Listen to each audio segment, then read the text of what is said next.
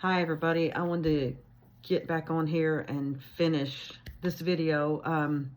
If you watched the first one, then I guess you heard, all the stuff about sexual abuse and stuff like that in and out of the churches. And I just need to finish my story. Like I said, my oldest daughter, she's the one that encouraged me. She's been very much of an encouragement and strength to me. And my other daughter too, my younger daughter too. Both of them, I've had some of my children that's experienced sexual abuse or sexual misconduct in some fashion. 3 out of my 5 children. And if I would have known all these signs and things, I could probably prevented that. And another thing is that if I hadn't been so traumatized myself to where I could talk to them about healthy sexuality, I do feel guilt for things like that I could have prevented in their lives had I had been able to have help. But I did the best that I could. I tried to be a Christian and live for God. I started church when I was 16 and went for years and years with my kids and took them to church. I would fast and pray and study the Bible and try to teach them about Jesus and try to watch out for them and not let them spend night places. And I kept jobs and I worked and I took care of them. And with all my kids, I supported them. By the grace of God, I had a restaurant. No man. I was married 6 times, 2 to the same man. There was only one of those husbands that helped me at all with the kids financially. And with him, he was the father of one of the kids, and he did help me with the other ones, but I always worked and felt like it's my responsibility to take care of my kids. So with the rest of them, they never supported my kids financially. They never took care of my bought things for them. I took care of them, made sure they had their needs met. And matter of fact, I bought these men things and helped with their kids, so I never tried to take advantage of anybody or expect anybody to take care of me. Matter of fact, I always felt like I have to take care of myself. I don't want somebody it was hard for me to accept anything. It's always been hard for me to accept anything. I have to feel like I can do this myself. But this sexual abuse stuff we have to talk about. We got to get it out. But my daughter helped me, and I want to say that for me to even be able to have the strength to talk about these things, what gave me the strength is my children. I've talked about this stuff with my children, and they love me, and they support me, and they try to understand the best of their ability, but they love me and support me. That's the main thing. And they don't blame me. They know what happened. And even though one of them is 3 of the kids' father, they still loved him, but they still understand. And also, I have them and my brother. My brother's been through the same thing. And he and I have talked about these things, and we support each other. And I have talked to him and my children, and that's given me the strength. And most of all, by the grace of God, by praying and fasting and seeking God and begging God for years to heal me and to fix me, that I felt broken. And I felt so broken, and I didn't know how or what to do or how to fix it. And God has brought me to this place and helped me to get this stuff out so I can heal, that I can heal and I can be whole. And I feel more peace, and like life is going to be good. Life is good. It's going to be better now. And that I'm going to do good, and that I'm going to live my life in the fullest extent that God intended it to be. So anyway, over there, I got into the part, I'm going to just recap on that, with the sexual abuse, something that's wrong, acting out. My step grandpa, I told you, my grandma's husband, just trying to touch my privates when I was 5, acting like he's tickling me and he's playing and trying to touch me. That's somebody that's just, that's like a opportunist sexual abuse. That's just like they see the opportunity right then and they take it. It's not like they're grooming somebody, a child or somebody, grooming them over a long period of time to get in a sexual relationship with that child and to carry that sexual relationship out for no telling how long. That was just an opportunist thing that he just had the opportunity, and he just took advantage. He just, I was never around him. And then my dad, yelled and screamed at me for even sitting on his lap, and I didn't know anything. I mean, but anyway, that was inappropriate. That's inappropriate sexual behavior. And then, like I said, when I was 10 and my mom got with my stepdad, he was grabbing my breasts when I was 10. They was just starting to develop, barely. And he was acting like he was wrestling with me and my brothers. And we was on the bed and we was just all wrestling and everything. And he grabbed my breast, threw me over on the bed. And I got up immediately and got out of there, took off. I thought, this don't feel right. I felt that real feeling that everybody that's experienced this knows what I'm talking about, that this ain't right. This is weird. You just get that sick feeling in your stomach. So I took off and got away from him. And then I said about the time that I was going to kiss him goodnight. We'd been affectionate. We still are. We talk, we're open, we hug. We're huggers. We love people. We're very open. If you're ever been in our family or around our family, whatever happens with you and whoever you're with in our family, if they accept you and they have you around, then we do too. We're going to, we're just that kind of family. But I'd always hug and kiss my parents goodnight when we went to go to bed. All of us did. And so when she first got with him, like I said in the previous video, he had took us out to eat. We'd never went to restaurants. And I was 10 and my brothers were younger than me. I was the oldest out of 4 at that time. And he'd take us to a restaurant, and I got to go out and order grilled cheese and cottage cheese. I love cheese. But anyway, I liked him. And then he when I tried to kiss him goodnight that one time, he tried to French kiss me. He tried to stick his tongue in my mouth. And I immediately thought, oh, no, this ain't right. And I got scared. I remember going in the bathroom. Mom was in there or something. I went in there and told her. So I don't know what she even said to me then. I don't remember. I know she said she'll talk to him or something. Well, like the next day or something, she told me, she said, well, he said he's sorry. He didn't mean that. He was just drunk, is what she said. So that was let go. But then he always, like I said, me and my cousin were walking around. We'd walk around town and up to the grocery store and stuff like that. And he was saying, you get back here. Just yelling, telling me to get back there and cussing. And I said, you're not my dad. I ain't going to listen to you. Which then he would try to get mom to get on his side and tell me what I need to do.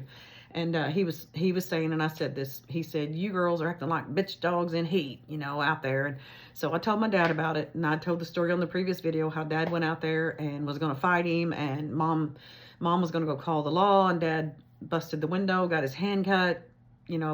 Mom went and got the law. Dad went to jail. Mom's upset. And I thought I caused all this by even saying anything. I shouldn't have said anything. So anyhow, that stuff went on. And then he was always saying things to me and my mom was there. He would say, and like I said, I'm going to stop right here on the previous video. This can be explicit in this video, some of these things I talk about. So just monitor who's watching it, just if you got kids around or whatever, just monitor who's watching it. But he would say things to me like, I don't want to screw you. I just want to kiss you all over and stuff like that, in front of me. And my mom's there. And I just called him a sex perverted SOB. And he threw hot coffee in my face. And nothing happened with that. And then he would walk around the house naked with an erection sometimes. They'd get drunk and mom would go somewhere and he'd come in there one specific time I know and was walking around naked with an erection trying to talk to me. Where's your mom? And I hated him. So I was just real hateful and just looked away. But he would say, mom had told me that and this is what always hurt the worst.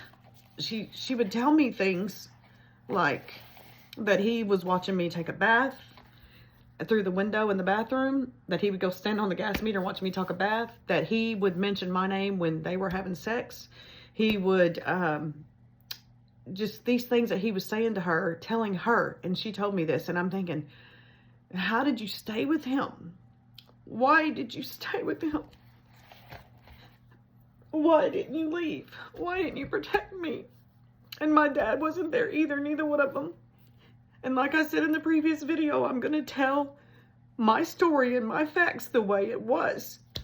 I love my mother and she's gone and she was a Christian. She loved God, and I look back now and she came from an extremely dysfunctional family. I don't know what all happened to her at home.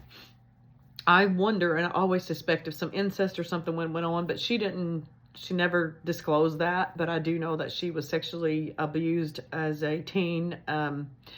Supposedly her first sexual experience was a rape, and then she was, you know, this way older man that was a deputy sheriff, was married, would come get my mom, take him home to their house, and just, you know, she went through abuse, and my dad was sexually, violently, anything sexual that's forced is violent, but he was raped in a bathroom when he was 15 years old, going hitchhiking to his sister's house, you know, and got raped in a bathroom, and he never told anybody that, never, but his sister. She's the only one, the one sister, and she told me about it, and he never told my mom. Nobody ever knew. They knew that he always had problems. He was always drinking. He was fighting. He was going to jail. He was just, he was a serial cheater. You know, he tells about how much he loved my mom and that he died loving her, and I don't believe he ever loved another woman. Really, that's not love, really, but, you know, he says and died saying that he loved her, and the best of his ability, I think he did, but he could never be faithful. He never was faithful, but he died years and years later. She divorced him after 10 years, and he still died the night he died, was saying how much he loved her. But anyway, they both had been extremely, they went through a sexual abuse themselves. They went through stuff. So I am not just here to place the blame on them. I love them. I forgave them. They are gone, and I believe they're with the Lord, and I've let that part go. I forgave them. But at this time, I was extremely, felt betrayed. Like, am I not important enough? Do I not mean enough for you to protect me? Is what I felt. So I got really angry. I've been angry all my life, but I thought, I got to take care of myself. You know, nobody's going to do it. But anyway, with this stuff going on, I don't know if my mom feared for my safety. I don't know, because if she did, I don't think she would have married me to my stepbrother. But anyway, the whole thing that I went through this stuff when my stepbrother made an advance toward me and, you know, laid on top of me and told me he wanted to screw me, basically. And I said, you know, let me up. And he said, were you asking me or telling me? I said, I'm asking you, you know, let me up. So he did. And I left and got out of the house, went to the neighbor's house where my brothers were, and I never told that. And so this kind of stuff went on, and kind of like when he would get drunk, he would try to mess with me. And I was, you know, eventually we started having sexual contact, and I was thinking, I love him. You know, I think, well, I love him. He's older, and like he's going to take care of me, and he's, you know, he couldn't take care of himself. I mean, he had a drug and alcohol problem. He had no job, no house, no vehicle, nothing. And so we ended up, and I kept saying, I always said that I wanted to wait till I got married before I had sex, because my mom did, I think, because of what she went through. She just drilled in me forever at a young age that, you know, you save yourself for your husband, because that's something you can only give one time. And when you give it one time, your virginity is gone and you never can get it back. And you save that for your husband. It's special. It means something. So I was always thinking that I want to wait till I'm married. I don't want to have sex when I'm not married. And I was still a young kid. I'm 12 years old.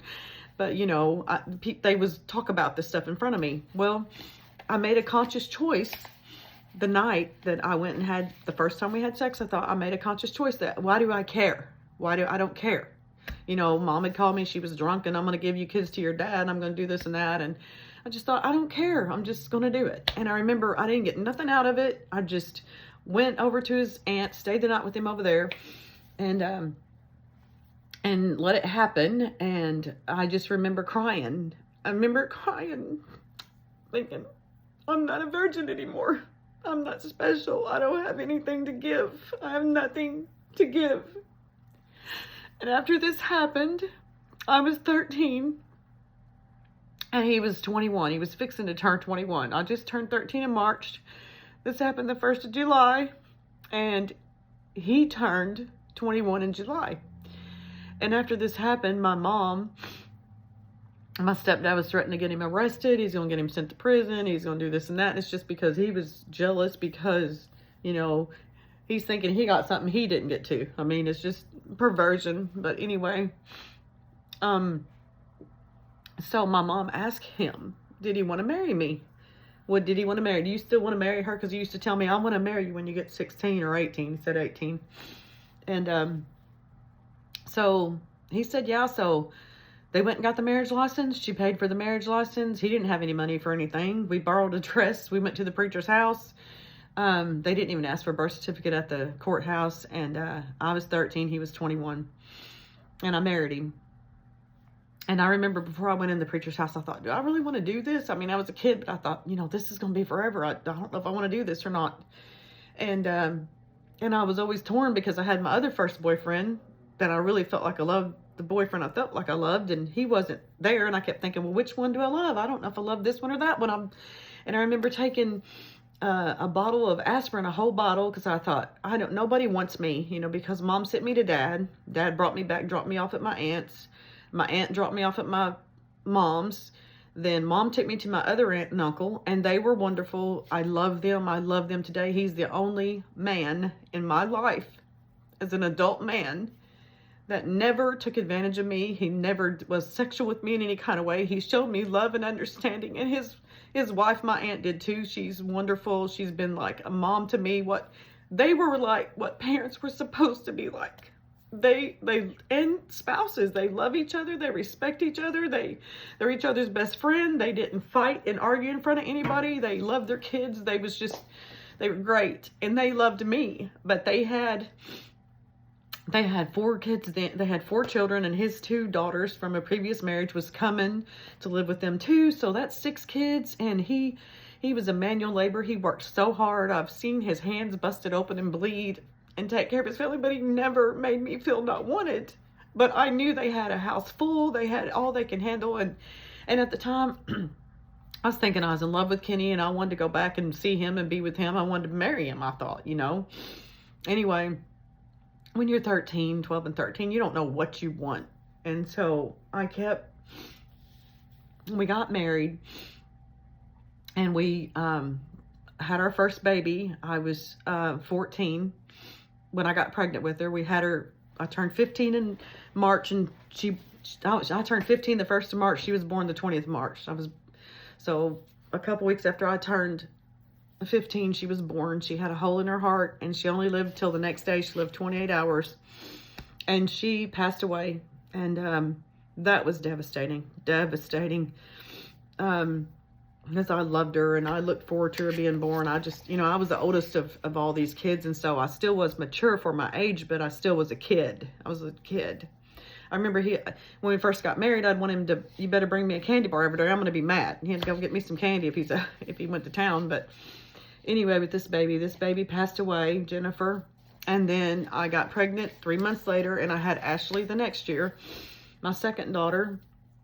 And I remember, like, he was always smoking weed all the time and high and stuff like that. And actually, even when my mom let us get married when I was 13, he didn't have a job, a house, a car. He was living with his aunt, an elderly, like, great aunt, and we didn't have anything, and we had nothing. But eventually he got a job, went to work. We had our own house. We had our kids, and, you know, even as dysfunctional as the relationship started, we were doing okay. I mean, you know, we had our babies, and but when Ashley was 3 months old, I remember thinking, you know, I'm so depressed. I'm so miserable.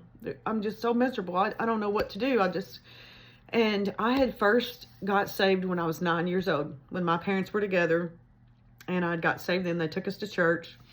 And even though I got away from God, you know, they didn't take us to church later, and I wasn't going to church, and I didn't, you know, all this stuff happened. I got married. I got all this kind of stuff. But God never gave up on me, and he never has given up on me this whole part of my life. And people can think whatever you want. And forever, I always thought that, you know, when you get saved and you get filled with the Holy Ghost, and then, you know, you can lose it. You can lose your salvation. You can get out here and, you know, if you get mad at somebody today, or, you know, you thought a sinful thought, you know, you got to repent over that, or you're going to hell. So how many times are we going to be saved and unsaved? You know, God saved us.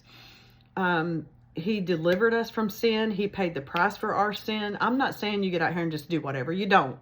If you love God, you're not going to want to try to do that. And even if you are in sin and you're acting up and you're backslid, he deals with you the whole time.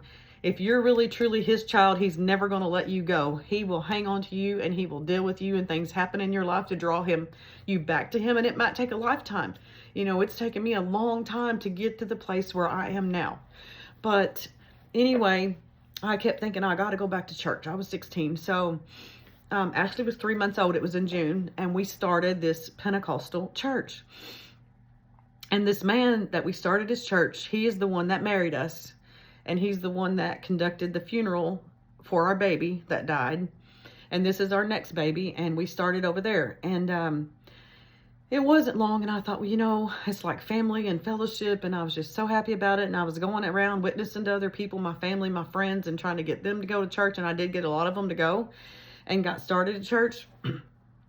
And I hadn't been there. I got to thinking about this. I had to recall these things in my mind and figure out dates and stuff from what this baby's being born and stuff. But it was only probably 2 or 3 months when I started there and when we started church, you know, like, I feel like that, I know I'm nothing special or anything, but I always was, you know, talkative and open and friendly. But I felt so ugly then. I just had 2 babies and I had a big stomach and I was overweight, and in that church, you know, it was a sin for you to wear, you had to wear long dresses, and you didn't cut your hair, and you didn't wear any makeup, and I didn't have dresses, and so people just gave me dresses, or I'd pick them up at yard sales. They looked terrible. I looked terrible, and I felt ugly, and I felt fat, and I just, you know, it was awful. And so I started there, and it wasn't but about 3 or 4 months I noticed him, when you shake hands with the pastor, and he would try to hold my hand longer than he should have. That's how it started. And just kind of paying attention like that. And then my husband and his brother would go fishing or hunting or whatever. Well, this pastor would come over to his sister-in-law's house, and me and her were good friends. I was 16, she was 19, and I had a baby, she had a baby, she was pregnant with another baby, and we were friends. And he would come over there and talk to us all the time, you know, like, just like he's counseling us, and he's talking to us. And what they're doing is they're building up. He was building up, and this is what they do. Pastors that even abuse adult women that get abused, because they're in power over you. They have authority over you. You respect that person as the man of God. You respect them. You look up to them, and they abuse that. And so they talk to you about their lives, and, you know, ask about your lives, and you kind of build up this, they get you kind of emotionally dependent on them, and they look for times to spend time alone with you, you know, to counsel you, visit you, talk to you. He'd show up at my job. I worked at my first job was at a restaurant, and he would show up down there and just stop for a minute to say hi, he said, or whatever, you know. And this kind of got going, and I thought I was in love with him. And I did not have sex with him, and God knows, but we did a lot of other stuff. You know, I thought I loved him. He's telling me he loves me, and that, you know, he never was going to leave his wife or nothing. He's 48 years old, 46 to 48 years old. I was 16, just started church. And I thought, you know, I don't love my husband no more. I love him, and all this kind of stuff. And come to find out, he was doing this with his sister-in-law and another lady that was in the church. And this was a young woman that was troubled. She always take anti-anxiety medicine, and always thinking, you know, I'm lost, I'm going to hell, and was always at the altar praying. And these other young women that I knew that eventually came out that he was doing the same thing with all them, you know. And the one, he ended up having sex with her, and another man in the church confronted him about this. They were suspicious of it. The girl admitted it to him, and she was married, had kids too. So he admitted it to him. So he resigned from the church, and me and my friend had left and went to another church, probably 30, 40 miles away from where we lived, because, you know, just certain churches that you believe that religion. So we went to another church, and then he started going there. And so eventually I left that church, because when I was 18, I told my husband about it. When this all ended, I told my husband about it, and he never let me get over that. I mean, it was always thrown up for, you know, always thrown up in my face. Every time he'd get mad, you know, you Blinken Blake, you know, I never could get past that, because he just never would let me get over it. And then, so that was secretive. That's like, you know, can't tell anybody. And one of the things you do when you're in a church atmosphere like this, and something like this happens to you, I loved God. Like I said, he's the one that showed me how to study the Bible, how to find references in the Bible, showed me how to use the Greek and Hebrew concordance to study the Bible, taught me about fasting. And, you know, these preachers that do this stuff, I don't think all of them's not just wicked, and they're not out here just trying to be abusers and abuse their authority and their power. They're not doing that. I don't believe that. I think that they had their own family dysfunctions and things that went on. They start out loving God and living for God, and they're preaching the word, and they're trying to do what's right, and they are human, and they're human too, and they see whatever's lacking maybe in their life, the same as anybody else. You get caught up with this, and without guidance and without counseling, somebody else, counselors. The Bible said there is safety in the multitude of counselors. That's people that can advise you and counsel you, and having these other, religious leaders or friends that you have that you can kind of talk to about what you're going on, things you're going on with, because they are human. But the fact of the matter is that he abused his authority.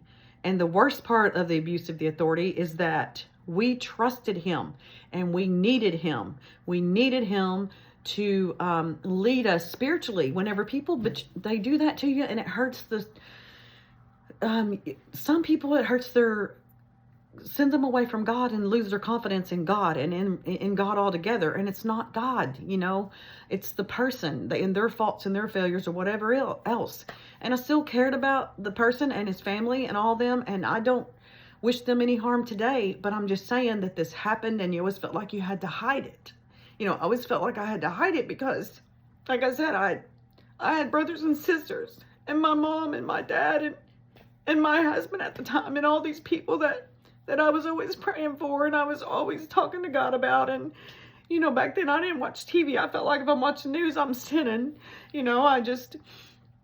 They preached against TV, so we didn't have a TV. They preached against, a lot of them preached against having a Christmas tree. And so some of the churches we went into like that, and I wouldn't have a Christmas tree. And I was glad, because Kenny would say, no, we're going to have a tree. These kids are going to have a tree for Christmas. But, just all of this stuff, the conditioning for all this. And then he would let me drive his truck, and our vehicle tore up, he'd let me drive his truck, he'd do all this kind of stuff. But when all this stuff was over and I had left and went to a different church and moved, then later on he started an affair with the pastor's daughter at that church. Now she's in her 30s, but still it's the same thing. He was a trusted minister and friend of this man, and started an affair with her. And so her mom come and found me and told me the story, and she was furious and just talking about this. This stuff I just blocked out, because I thought, oh my God, forever. I thought, I don't want my brothers and sisters to know. I'm trying to win them to God. They're lost. They got drug addiction problems. They got alcohol problems. They're in trouble. They've got troubled marriages. I love them. And I want to win them to God, and I want them to be a Christian. And, I don't want them to know these things that could push them away from God and make them lose confidence in God because of my actions. So anyway, that's why I hid it. I just kept trying. I didn't want people to know. Even after all this happened and suspicions and stuff, I didn't want them to know. But he kept throwing it up to me. My husband kept throwing it up and threatening me with it all the time and blackmailing me. So I just finally told it on my own. I thought, I'm not living like this. I gotta get it out. People's hearing it anyway, and I just gotta get it out. So anyway, I got past that, and we moved, and I had a second daughter when I was 19. And one of the things about this whole thing, I lived in shame and fear that people's going to find out stuff my whole life. Because I remember with the having the babies, when I had the first baby, because I was terrified that everybody'd say, oh, he's going to go to jail, you're going to get in trouble. I was always thinking they're going to take me to DFS or somewhere, and he's going to go to jail. And so we was constantly afraid. I was always afraid for people to know. And when he married me, I was 13, and he would say, well, put some makeup and stuff on. He would tell people I was 15, and they still were, his friends and everybody, you're a cradle robber and all that kind of stuff. They didn't know I was 13. And so he was always worried about it and felt bad about it and embarrassed. And when I had the first baby, I had just turned 15, but I told him at the hospital for the birth certificate that I was 18, because I thought, I got to say I'm 18 because, I can get in trouble. I was scared.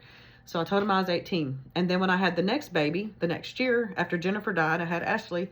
Then that year I thought, okay, well, I'm 19 now, because it's a year later. I told him I'm 19, which really I was 16.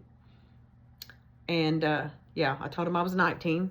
So Anyway, I said I was 18, 19, yes. And so then when Amber was born, let's see, that's Ashley and Jennifer. When Amber was born, she was born 3.5 years later. I was actually 19 then. And I thought, well, I'm past 18, so now I can tell the truth on the birth certificate. So my daughters are 3 years apart, and both of them say I was 19 at their birth. But it's like I was so afraid all the time. Always living in fear, always living in shame, always living in, always hyper vigilant, always worried about something. So after all this happened, I left that church, and after Amber was born, she was a couple years old. I was approximately 21 or something. I started going to a different Pentecost church, a United Pentecostal church. And when I first started going there, Kenny got a job driving a truck. Well, actually did other jobs. I guess he worked at the Grammy. I don't know what he did at that time. He had quit and got fired at his job that he'd had for 10 years. And he wasn't really getting another job. He was he drove a truck for a while, and he did this and did that and going to put on siding. And at this time, for a while, he was still working at the Grammy when I started there. I was probably about 21 and had Amber. She was a couple years old. And the first 5 or 6 years, it was great. I thought, it was a church with, he was the pastor, and he was older, and he was in his late 50s then, I think. And somewhere in there. And his family, he had a big old family with a whole bunch of kids in the family, and then they had their kids and their kids, so grandkids and great nieces. It was a big church with not a mega church, not nothing like that, but a bigger church with almost everybody family. There was very few people that wasn't related in there some kind of way.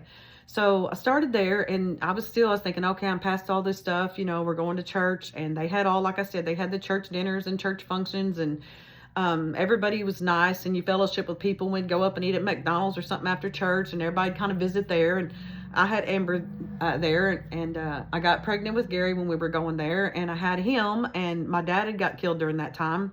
And so, because I was 23 when my dad got killed, and when Gary was born. And so he was born while I was going there. They gave me a baby shower. They came down when Dad got killed. I felt like this is a family. This is a community. This is people that love me, and my best friend she started going there with me, and my cousin started going there with me, and my mom started. And, we just felt like this is a church family, and we fit in, and I felt like they loved me, and I enjoyed church, and I enjoyed the family. I taught Sunday school there. I always tried to be involved and tried to take my kids, and hardly ever let them stay home. I thought, we're going to get up, we're going to church. And I got them by myself. And I remember sitting on the pew and thinking, I wish I had that. I would see other families with the husband and the wife and the kids, and I think, I wish I had that, And Skinny didn't go with me. And matter of fact, he would constantly tell me that, if I did one thing wrong or we argued about something, you ain't no Christian. You're not a Christian. You're not any, I'm no good. I'm a dingbat, ding, ding, ding. And nobody's ever going to want you. And nobody'd have you. They'd kill you. And just stuff like that all the time. So, but we started having problems because he wouldn't keep a job. He wouldn't keep a job, and our rent was going to be due. The kids needed shoes. I said they need shoes for school. And he'd say, I'm going to take care of it. And he wasn't. I would always have to figure out, what are we going to do? I'm going to have to try to figure out, what are we going to do? And I went to nursing school, and at that time, I wasn't working either. I didn't have a job, and and I had the kids. Gary was a baby, and I had the other 2 girls was young. And, well, actually, at this time, I was 27 then. And Gary, the last year that I went there, I was about 27 then. I'd been going there I went 7 years total. So I was about 20 when I started. I was about 27 or so. And we started having problems because he wouldn't work. All this stuff's going on. He quit his job. So we were having problems. So I talked to the pastor and his wife about this stuff that's going on. Talking to him, he's your pastor. And then there was a girl, his niece, that acted like she's my friend, and let's go walking, and I really didn't trust people anyway, but she acted real friendly and nice, and we got to talking, and we went walking and stuff together, and I told her about the experience at the first church with that pastor. So she went and told the whole family about that. Well, then the pastor got to where, and this is something they do, they try to make time alone with you and try to make emotional connections with you. And that's what he would do. They paid me to clean the church. Well, then he would show up a lot of times when I'm there cleaning the church and talk, nothing, just talk and how you doing. And he'd act like, he'd go over there in the office and do whatever and this kind of stuff. And then they'd pay me to stay at his mom's house sometime. She was at home, she was older, and a lot of the kids didn't want to go stay. So they would pay somebody to go stay $25 a night to go out there and stay the night with her. So I'd do that like once a week. And he had been out there before, and he would call. So after a while, you get this emotional connection, thinking that this person cares about me. I need them. They're older. I respect them. And it's somebody you respect and you trust, and they manipulate that. They use, and anybody that's went through this, people that haven't went through, they're going to think, oh, you just had an affair with the preacher and that's not right, because he was a person of authority over me. I was a very vulnerable person. I had been through abuse my whole life. I was vulnerable. I was at a very vulnerable time in my life. And so we got this connection going on. I felt like that. And then there's a secrecy, like if anything's said or anything's out of the way, first it's just a hug, and then, it led to more. And then here I am, I'm thinking, I love this preacher, and he told me he loved me. And so we ended up having sex. He rented a motel like 50 miles away from where we went to church. That happened. And then I thought, oh my God, this is wrong. This is so wrong. I knew it was wrong, and I thought, this is wrong. And I felt so much guilt, because that's the first time I'd ever been with anybody besides my husband and in sex. And so I thought, I've got to leave. And so we were definitely having problems at that whole time. Like I said, we were fighting and arguing, and all the time, physically fighting too. And then the sex happened one more time. It was at the church. And like I said, I had to just pull this stuff back up. But after the first time, then he wasn't interested in really, his mind was only on having sex, sexual content. It wasn't really about anything that I needed, or talking about anything, or helping me in any way. It was about sex. And so the next time, he was at the church again, and he would call my house all the time, and people were suspecting, all the church was suspecting, and they really knew, but they couldn't prove anything. There was no proof. And I remember he was wanting to have sex, and so we had sex on the Sunday school room floor with nothing, and I remember that, I just dissociate. I was like, I'm not, my mind's not in this. And I remember thinking that this is so wrong, and I don't want this. I don't want this. And it didn't last long, and I didn't get nothing. I was sick. I was so sick, and I thought, I don't want this. And so I left the church, and I left my husband. And I was going through so much, because like I said, he wouldn't work, and we were fighting, and I had to get an ex parte against him. So I'm here living in this house. I have 3 little kids, and I had no way to support. I got no money from him. And now the church had a meeting to try to see whether they're going to knock him out from being pastor, because they thought stuff's not right. And they just was seeing these things about him being at the church and calling me, and just, they could tell something. And so they had this meeting, and then they was all blaming it on me. Like, then I'm trying to basically seduce the pastor and tear up their church. I'm sorry. This is still hard. And so, then after that, they basically all despised me, They were all hateful and didn't want to talk to me or anything. So I quit. And I'm sitting at home. My car had tore up. Kenny's gone. No support. He didn't help me at all. He never paid child support all those years on those 3 kids. Nothing. He never helped me in any kind of way. And so I had no car, no job, nothing. And I thought he kept his position. He kept his church, his position as a pastor, his family. And I'm blamed for this, And so I felt like it's my fault. I felt like everything that's happened to me is my fault. I caused all this. And I thought, because at that time, like I said, when I was younger, I didn't feel pretty. I didn't feel pretty at all. But later on, I took care of myself and I worked out, and I just, learned. I quit going to all that, listened to all that garbage, and quit, and would wear makeup and fix my hair and feel attractive. And so later on, I ain't never been nothing, but I was an attractive woman, and I've always been open and friendly and talk, to anybody. Not just men in general, but just everybody. And anybody that knows me knows that's true. And sometimes then I would think, what's wrong with me? Am I bringing all this on myself? Is something wrong with me that's causing this to happen? I thought so. I always thought you talk too much. You just talk too much. So then I'd always for years hate myself, thinking I just talk too much. I'm causing all this. I get in conversations with people that I'm just too much of personal conversations, not nothing sexual, just about my life, So I blame myself forever and years, and probably just the last few years I got past that. I thought, you know what? I do talk a lot. I talk a lot. I express myself.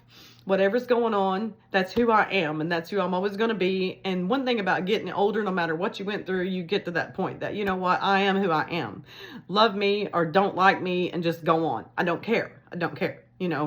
I am who I am, and I'm not going to feel bad about that anymore. For personality traits that God gave me, that's who He made me. That's who I am.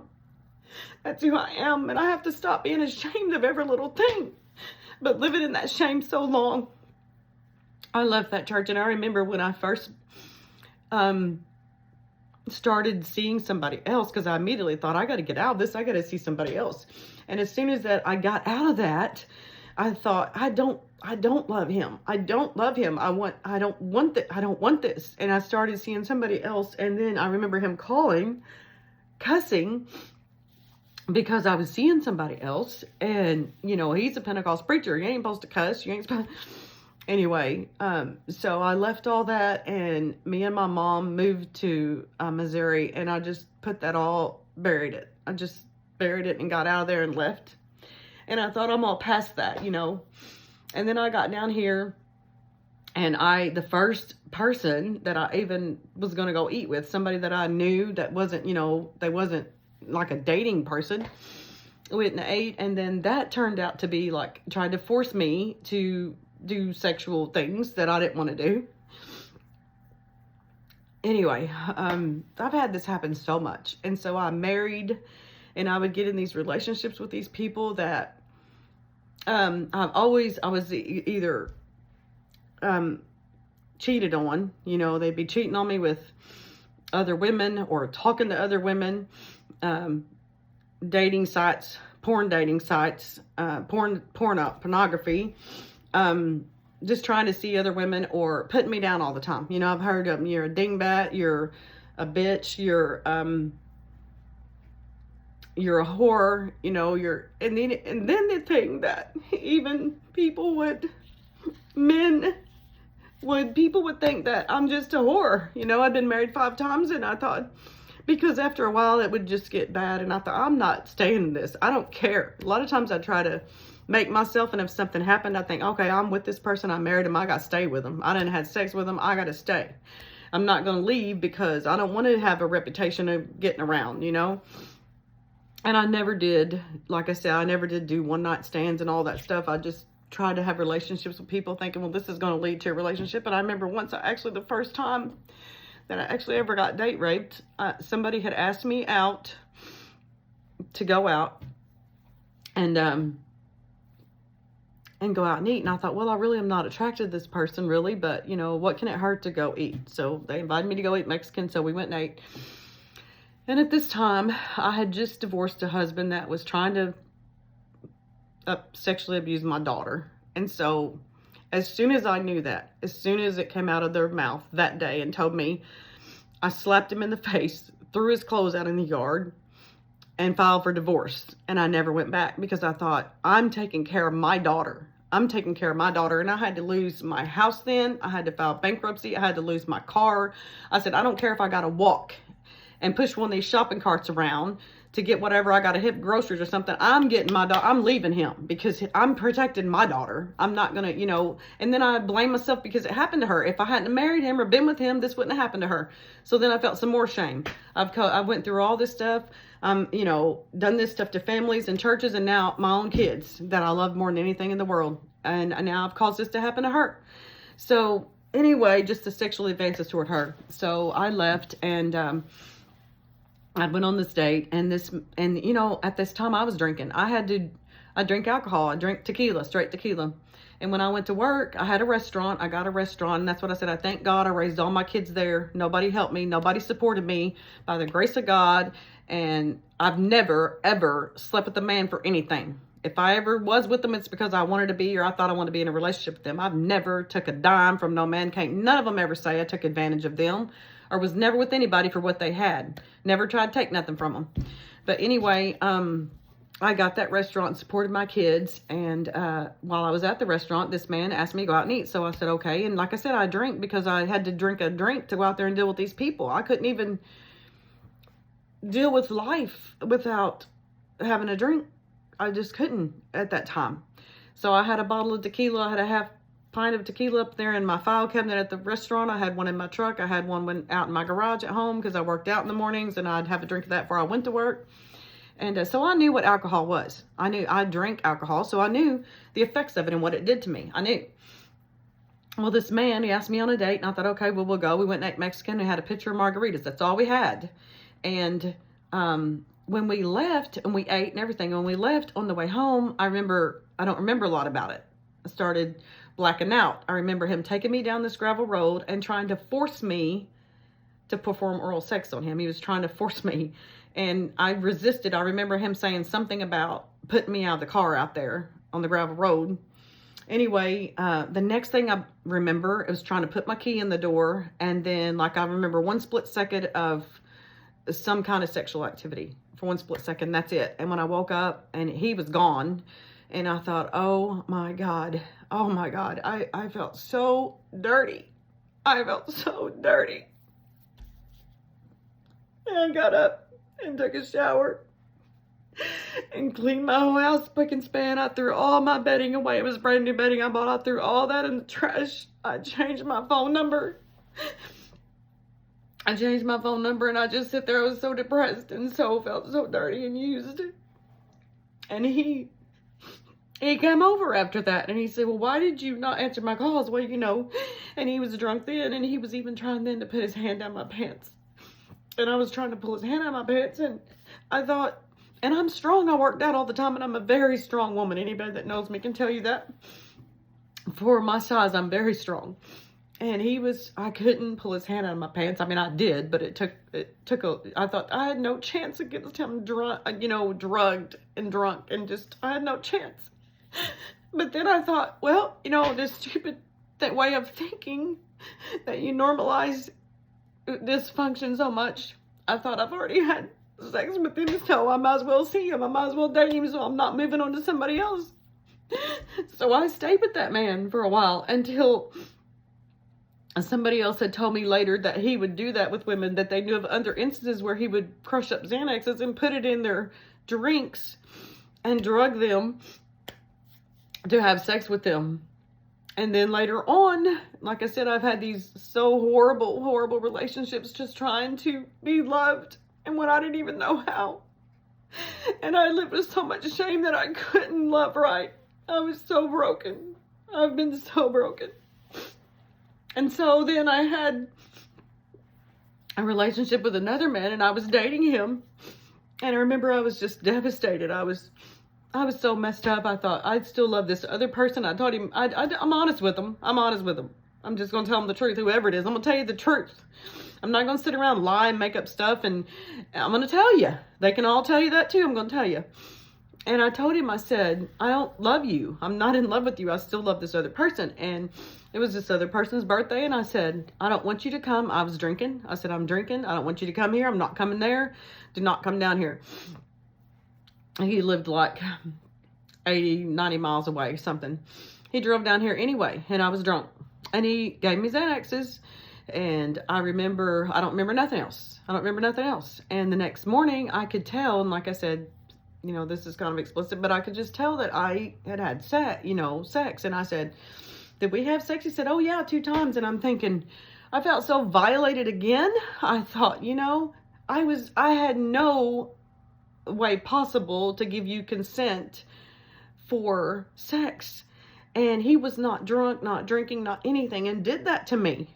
And so here it is again, and I'm thinking, God, do I just have a stamp on my forehead? You know? So then I still would try to date. I felt so alone when I wasn't with somebody, and I'd still try to date. And the last time after a divorce, like I said, my last divorce is my husband felt like he loved me, but he can't stay off the phone and off the porn dating sites and pornography. And I feel like, you know, he's in my heart. I know that some of the relationships I had, that they definitely were sexually abused themselves, but I can't help it if they don't want to get help or to seek God or get some counseling or whatever. I can't help that. No matter how much you love people, you cannot fix them, and they cannot fix you. That takes you and God to do that. And if you got to get help with some counselors, some ministers, whatever you can get help with, then seek help with friends. Mine has been seeking and studying the Word, having my family and my friends that I can talk to, and learning all this stuff, researching everything, and having knowledge to learn that, you know, my feelings are validated. What I'm feeling, other people's felt. And you're not crazy, and you're not sick, and you're not a seducer of people. You know what I mean? I look this up and read all this and research it to know that this is not how it's supposed to be, and there's nothing wrong with me except for what's happening to me. Anyway, the last thing, I was date raped again by this man. He asked me, we talked on Facebook. I didn't know him. He was out of town, and I thought, okay, well, maybe he's not all this problematic person. You know, he has a good job. He had been in the Marines. He'd been a police officer, like a drug canine officer. He'd done all that stuff, and he still was working, had a good job. He coached his son's football teams and real involved with his son and daughter. And I thought, okay, well, he's probably a decent person. But every time I would try to date anybody, I would get extremely panic attack, almost just panic attack. I mean, I can't describe the feeling, just like probably the Lord trying to warn me of something. But anyway, but even if it was a nice person, I just got panic attack. And so I would drink, and I drank too much that day. I drank beer, and I said, I can't go out with you. I said, we'll just have to change it to another time. I can't go out. And he just kept on and on. Well, you know, we're just going to go eat, and you eat something, you'll feel better. And, you know, we can just talk and blah, blah, blah. So he come pick me up, and we drove about 60 miles and went and ate at a steakhouse. And so we ate, and, you know, said, I'm sobering up, you know, and he asked me, I drank 1 beer there when we were eating, and he didn't drink anything at all. And then on the way back, we passed a liquor store. He said, do you want some more alcohol?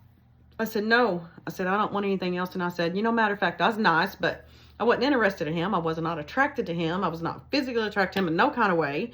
And I knew I wasn't ever going to see him again. And I just said, you know, really matter of fact, I said, because I have a hard time for people to even buy me dinner. I thought, I'm going to buy my own dinner because I ain't obligated to you for nothing. So I never can take anything from anybody because I'm not obligated to nobody for anything. So I said, matter of fact, why don't you just take me through the bank drive-through and I'll get your money, you know, for the supper, and I appreciate it, and I thank you for taking me out, but, you know, I'm ready to go home. So when we got back to town, like I said, it's like a 60-mile drive. When we got back to town, he took me on home. He didn't go by the bank, and he said, well, let me just walk you in the house and make sure you get in all right and just talk a minute or whatever. We got in there, you know, it wasn't long. I don't remember nothing. I don't remember anything. I wasn't drinking anything else or anything. I don't know. He had to drug me with something, but I don't know what it was. I don't know. And the thing is, the only blessing from God is that I didn't remember that either. All that. I do remember one flash of something, a sexual act, and that was it. And only thing next thing I remember, he was getting up, just getting his clothes and trying to sneak out. And I turned the light on, and I said, you might as well turn the light on so you can see how to get your shit. And he left, and he knew it was wrong. He knew he was a police officer. He used to be a police officer. He know that's a sexual assault. I mean, It's not like forcible rape sexual assault, because he took advantage when I was incapacitated and did not have the ability to give any consent. And I knew that. He knew I worked at the juvenile office for a year and a half, and then I studied law enforcement in school, and he knew I knew. We both knew that that was against the law and that I could prosecute him. So he got up and left, and I didn't hear from him. He called one time, and he could tell that I did not want to talk to him, that he was probably afraid, what am I going to do? And I never heard from him again. And so I thought, I'm going to block this out of my mind. I'm going to block it out. It's just never should have happened. And it's like you always do. You try to put that stuff away and go on. And I messed up. I shouldn't have went out with them. It's my fault because I went out with them. And that's what we do. We blame ourselves, Well, what was I dressed appropriate. I wasn't dressing all sleazy or anything. And I just went out to eat with him. And I thought, why did you go? You don't know this man. You just met him on Facebook. You don't know who he is. You don't know nothing about him. You only know, and I researched all their profiles, but you can't tell. I don't care who they are. They still can be a devil.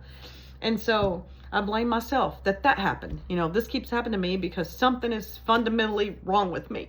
And I would always pray, God, what's wrong with me? Please fix me. Please heal me. I'm broken. I'm so broken. Heal me. And after this, I called somebody, my ex-husband, and he came and he was there. And so I thought, oh, well, God done sent us back together. It's the Lord done sent him to me because he's here whenever I need him. And I know he loved me in his own way. He's just got addictions too, but he could not be faithful. He could not stay off the phone. He could not stay off the phone, off pornography and porn dating sites and all that stuff. And repeatedly. So we ended up, because of this stuff, the unfaithfulness on this, we got in a fight in a domestic assault. I went to jail. I've never been in jail in my life. Had no charges on me. Never been in jail. Then when I got out of that, I thought, I have lost everything. I don't have a home. I've got vehicles I'm trying to get rid of. I'm going to lose my credit.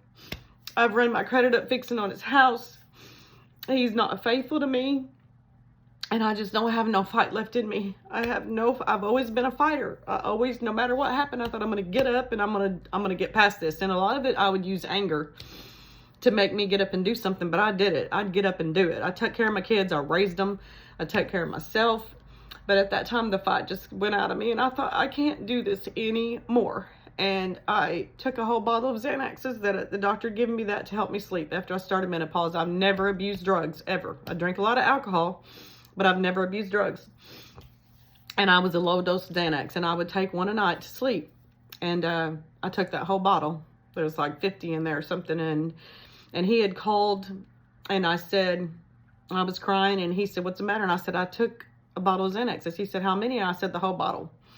Well, I don't remember nothing else. He came over there. I don't remember. They took me to the hospital. I was in there for a day or two. They forced me to go to the behavioral health, which was nothing. There was no group therapy, no counselor, not refer you to no counselors. They just lock you in there. Didn't even give me my medicine that was prescribed to me. It was a nightmare.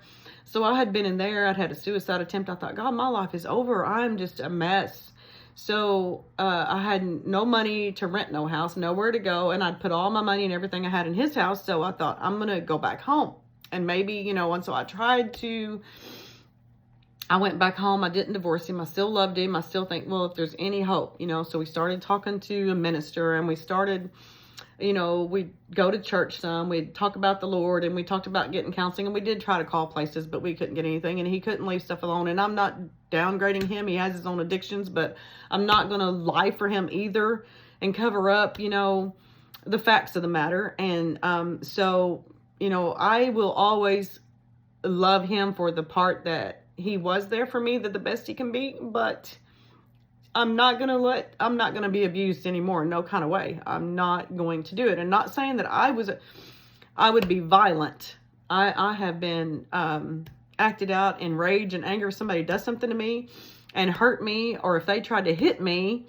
I ain't never really been physically abused too much, but that they wouldn't get, and I'm going to fight them back. That's just how it is. I'm not going to sit there and let somebody beat me, but that don't mean that anybody's any weaker that went through that. I'm not saying that. But anyway, I'm going to tell you that I've suffered all this stuff, and I had to bring all this stuff up, and I had to get all this stuff out. And now I can maybe have some peace and get this out and stop feeling shame and guilt. And I want to tell you, if you have been a victim of sexual abuse, manipulation, people making you feel like you're crazy, people making you feel like this is your fault, blaming you for things that's happened to you, abuse that's happened to you, even as a child. I mean, I should never have been married at 11 years old. I loved school and I loved learning, and I went to the 7th grade and that was it. So I missed the whole years of high school, the next 5 years of school. I went and got my GED and went back to college. I have 100 plus hours, a little over 100 credit hours in college, and I have a 4.0 average. I was smart, but I didn't have the self-confidence, and I had all this other stuff going on. I always thought I'd like to be a lawyer because I love law and legal stuff and, you know, all that kind of stuff. But here I'm this age, and I'm fine though. You know, I'm better than I ever was because I've got this out. I've got this out, and I'm sharing this pain with you, and I pray that you can get something out of it. I'm doing this not for anybody, and not anybody that's going to try to judge me or anybody else like this. You know where you can go. You can just, I don't want to hear nothing you got to say. But for anybody else that needs this and needs to hear this and know that you are not alone. You are not alone in your suffering and in your shame. And if you are an adult woman that was involved in a church and you've went through this, stop blaming yourself. These men had power and authority over us that we trusted and we looked to for spiritual guidance, for guidance in our life, for people that we feel like that, you know, we can trust. We should be able to trust them. We should be able to trust our daddies. We should be able to trust our uncles and our grandparents and these men and especially your pastor, especially your daddy first, but all these violations of our trust and abuse of our trusting them and them abusing that is not your fault. That's not your fault. I don't care. I don't care how old you were.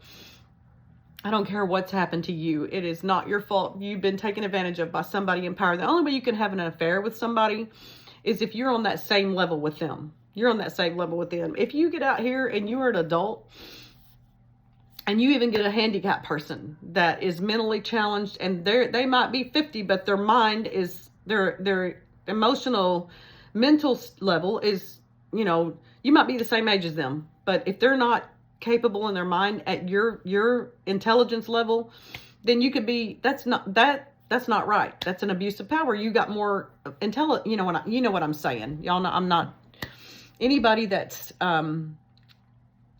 say if there's 2 lay members in the church and they hook up and they have an affair, that's an affair because one is not over the other in the power structure. You know, if you have a doctor, a lawyer, and I studied all that stuff too, doctors and lawyers and all that's abuse their patients, and them fertility doctors, assistant, just all kind of stuff. There's all kind of abuse goes on. But anytime that there's somebody that's in authority or power over you, and especially I think a spiritual leader is even worse than a doctor or a lawyer, somebody that's in power of you, but this just most of the time that's just for a little short time. A pastor, somebody that's over you and is your spiritual leader and that you have relationship with, you know, in the church, and then just, you know what, I pray for all you guys, and I hope you pray for me. And I had to dig this stuff up, and I had to fast and pray and ask God to help me to share this, to share my story and my pain.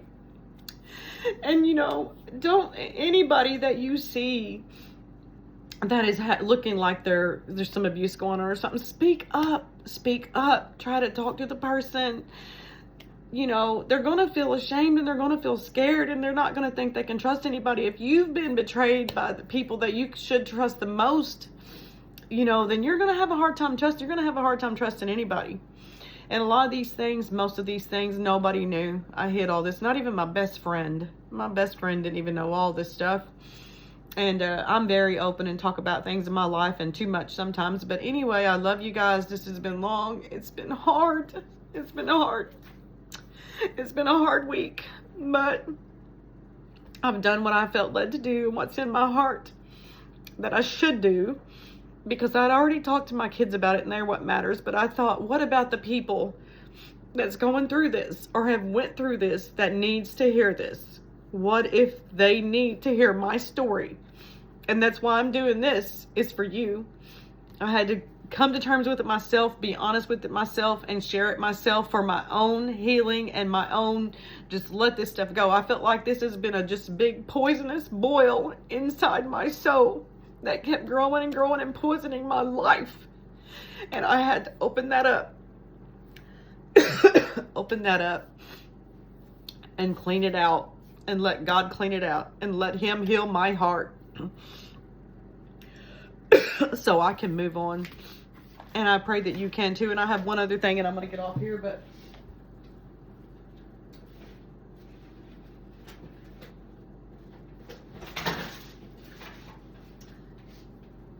I can't find it. I can't find it, but it's a card that I wrote this scripture on, and it's help for all of us. It's help for the people that have been abused, and it's even help for the abusers. In the Bible, God is merciful. There's nothing you can't get forgiveness for. He loves us, all of us. He died for all of us. And just because people have problems and do things wrong, don't mean God don't love them too. And there's a scripture in the Bible where Jesus said that he was sent. He said, I was sent to heal the brokenhearted.